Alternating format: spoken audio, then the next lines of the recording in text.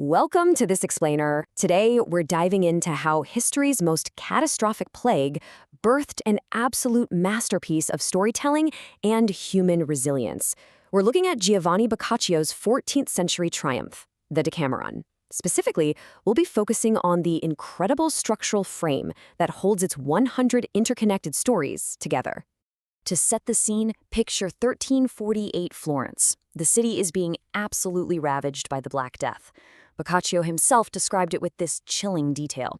Certain tumors in the groin or under the armpits, some as big as a small apple, spread like fire. It's a setting so horrific and grim that it paradoxically inspired one of the most scintillating, enduring literary triumphs of the Renaissance. So you gotta wonder, how could such absolute darkness, mass death, and complete social collapse give rise to history's greatest comedy? Well, let's uncover how Boccaccio used the architecture of storytelling not just as a temporary escape, but as a profound tool to survive and process the unimaginable. We're going to unpack this 700-year-old literary puzzle using a macro to micro zoom, starting with societal collapse and ending with modern mathematical data. Here is our roadmap for this explainer. First, the Black Death catalyst. Second, framing the 100 stories. Third, themes of the 10 days. Fourth, the storytellers as listeners. And finally, the data behind the voices. Let's jump right into part 1, the Black Death catalyst. To really grasp why these stories matter, we first have to witness the grim reality that made this quarantine entertainment absolutely necessary. Boccaccio's introduction details staggering devastation. We're talking upward of 100,000 Florentines perishing between March and July of 1348. The plague was this massive social leveler that completely broke down all normal human conventions. People were abandoning their sick relatives, turning their backs on one another. The laws of both God and man essentially collapsed right there within the city walls. And the population basically split into two extreme camps, trying to cope with the apocalypse. On one side, you had folks forming isolated, abstemious groups, locking themselves in houses with no sick people, drinking moderately, and refusing to hear any news of the outside world. But on the other side, people rioted in the taverns day and night, abandoning all their property and treating every single day like their last. Society was fundamentally broken. Which brings us to Section 2, Framing the 100 Stories.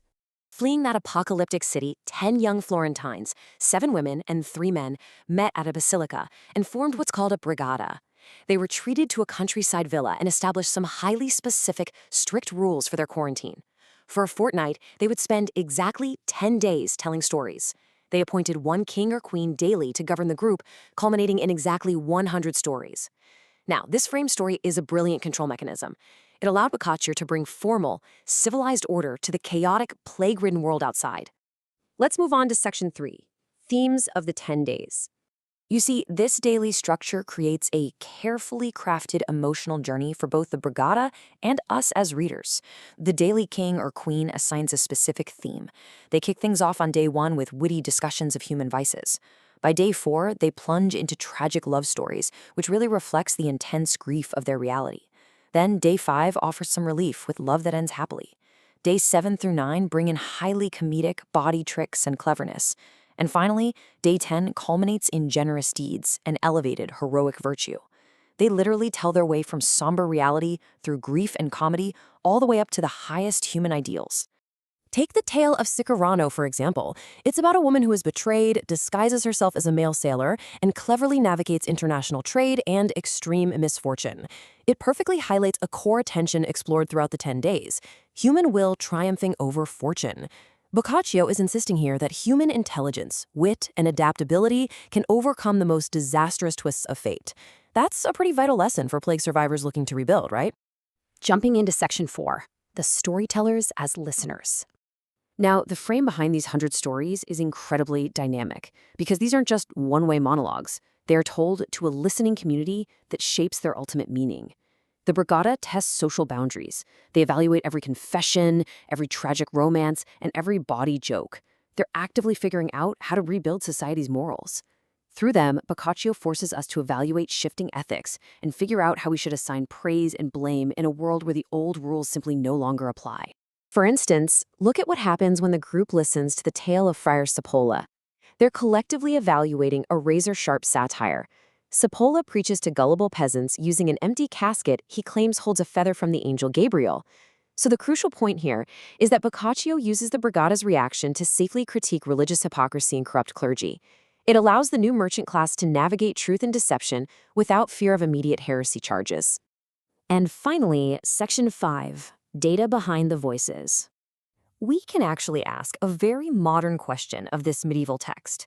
Can we mathematically prove that these 10 storytellers have distinct personalities?